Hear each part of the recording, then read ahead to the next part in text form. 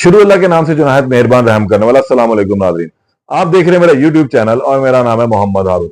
बहुत ही बड़ी खबर है और इस खबर का बहुत अरसे से इंतजार था कि ये कब आती है, क्योंकि जावेद भट्ट का जिस वक्त ये अफसोसनाक वाकया रूनुमा हुआ तो उसके बाद जो पहला इल्जाम लगा था वो अमीर फतेह यानी अमीर बलाज के सबसे छोटे भाई पर और इनके फैमिली फ्रेंड, इनके वालिद के जो दोस्त हैं, फिर उसके बाद अमीर बलाज के साथ बड़ा अच्छा ताल्लुक रहा। मैं बात कर रहा हूं कैसर भट्ट की, उनके ऊपर। तो जो मौके की एफआईआर थी और मकतूल की अहलिया का जो बयान था उसी के तनाजर में ये एफआईआर दर्ज की गई थी और कहा गया था कि उन्होंने खुद अपनी आंखों से इन दोनों को गोलियां मारते देखा है, उनके खाबन को। तो अब अमीर फतेह और कैसर भट्ट जो है इस केस के नामजद मुलजम थे, लेकिन कैसर भट्ट ने इससे तमाम इनकार किया और पहले दिन से ही वो इस बात पर जोर देते रहे कि उनका या बलाज फैमिली का इस वाक्य से कोई ताल्लुक नहीं है, बल्कि उल्टा उन्होंने इल्जाम तीफी भट्ट के ऊपर लगाया कि तीफी भट्ट ने ही सारा वाक्य करवाया इनको फंसाने के लिए, इन लोगों से अपना पुराना खार या अपनी पुरानी दुश्मनी निकालने के लिए। लेकिन अगर ये मामला था तो फिर कैसर भट्ट और फतेह जो है वो मौके पर एकदम गायब क्यों हो गए, ये एक बड़ा अहम सवाल था। लेकिन आज से 2 हफ्ते कबल कैसर भट्ट जो अचानक मंजर आम पर आए और उन्होंने लाहौर की सेशन अदालत से, एडिशनल सेशन जज हैं सरफराज हुसैन, उनकी अदालत से अबूरी जमानत करवाई। ये अबूरी जमानत जो है वो 24 तारीख तक के लिए थी, फिर 24 को वो दोबारा पेश हुए और अब 28 तक इनकी अबूरी जमानत में तौसीह कर दी गई। ये बड़ी अहम डेवलपमेंट थी। लेकिन इन तमाम दिनों में कैसर भट्ट जो है वो शामिल तफ्तीश ना हुए। लेकिन आज ये बड़ी अहम खबर मैं आपको दे रहा हूं कि कैसर भट्ट जो है अब शामिल तफ्तीश हो गए हैं। वो CIA Model Town organise crime के सामने पेश हो गए। वहां जो अफसरान इस केस की तहकीकात कर रहे हैं उनसे जाकर उन्होंने मुलाकात की है और खुद को सरेंडर कर दिया। यानी कि इससे कबल वो एक तरह सरेंडर हुए थे, जुडिशरी के आगे उन्होंने सरेंडर किया, अदालत के आगे सर अपना झुका दी कि जी मैं खुद यहाँ पेश हो गया हूँ आपके आगे और मुझे अबूरी जमानत दीजिए, मेरा तो इस केस से कोई ताल्लुक ही नहीं है। जिस पर अदालत ने उन्हें पहले जमानत दे दी 7 दिन की, फिर दोबारा 7 दिन की जमानत में तौसीह कर दी कि अब जमानत मिल गई।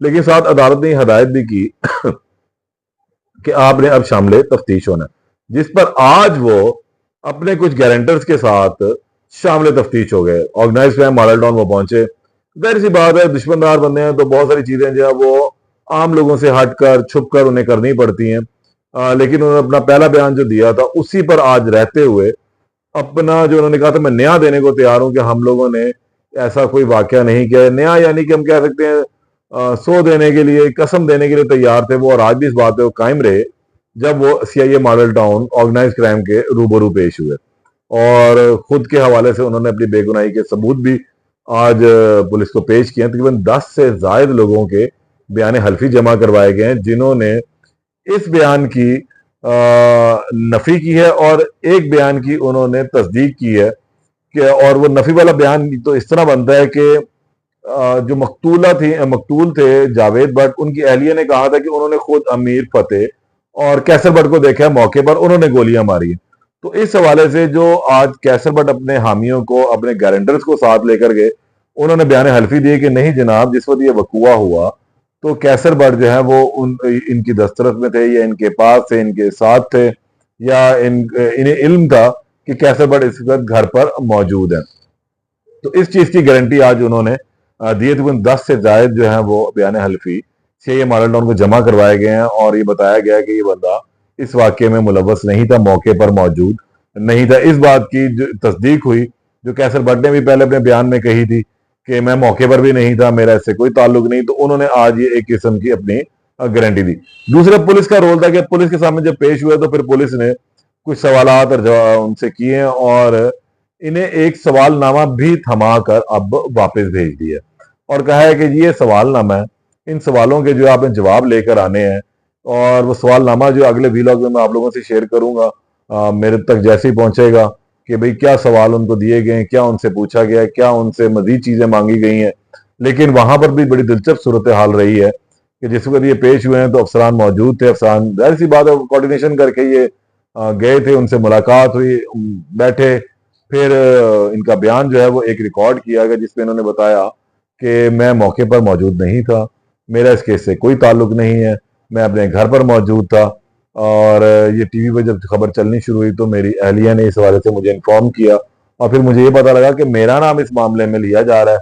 तो फिर मैंने उस वक्त भी ये कहा था कि मेरा इस केस से कोई ताल्लुक नहीं, तो फिर मैं कुछ अरसे के लिए रुपोश हो गया।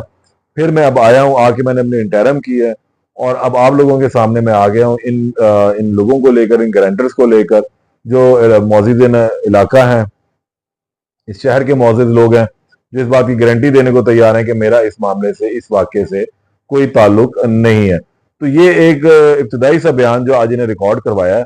फिर पुलिस ने इन्हें कुछ सवालनामा भी थमा दी, जी आप इन सवालों के जवाब लेकर आए, और फिर इन्हें 7 रोज के बाद जो है कैसर बट को दोबारा तलब किया।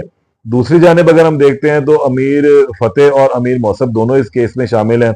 अमीर फतेह को मौके का मुलजम ठहराया गया था, अमीर मौसफ को 109 के बयान में जो है वो रखा गया, जो शूटर अजहर ने दिया था। तो अभी तक इन दोनों भाइयों ने तो अपनी जमानत नहीं करवाई है, ना इन लोगों का इल्म है कि ये लोग कहाँ हैं। मौसफ के बारे में तो था कि वो बैरून मुल्क जा चुका हुआ है, लेकिन फतेह के बारे में अभी तक कोई खास बात सामने नहीं आई कि फतेह इस वक्त कहाँ पर है, पाकिस्तान में है या पाकिस्तान से बाहर जा चुका हुआ है।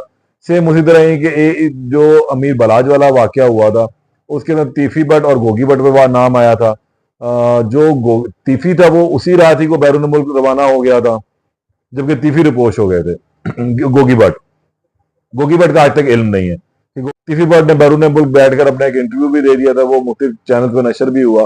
तो अब इस केस के अंदर भी सूरत इस तरह है कि कैसर भट्ट पेश हो गए हैं और अमीर मौसफ और अमीर फतेह पेश नहीं हुए।